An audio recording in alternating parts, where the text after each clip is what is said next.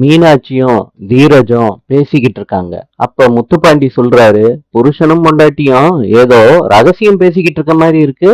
மீனாட்சி என்னமோ உங்க கையில கவர்ல ஏதோ கொடுத்த மாதிரி இருக்கே, அத கொஞ்சம் காட்டுங்க, நானே பாத்துக்கிறேன் தீரஜ், நீ குடுக்கலாட்டியும் பரவாயில்ல அப்படின்னு சொல்லிட்டு தீரஜோட சட்டைய பிடிக்கிறாரு முத்துப்பாண்டி. முத்துப்பாண்டிய தீரஜ் அடிக்கிறாரு. மீனாட்சி அதிர்ச்சி அடைகிறாங்க.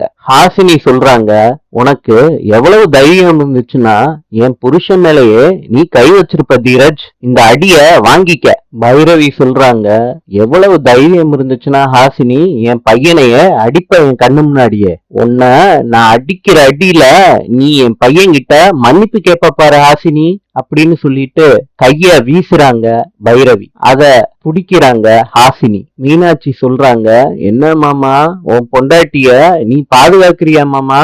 என் புருஷனை கை நீட்டி அடிச்ச உன் பொண்டாட்டிய 4 சாத்து சாத்து மாமா. நாளை சந்திப்போம்.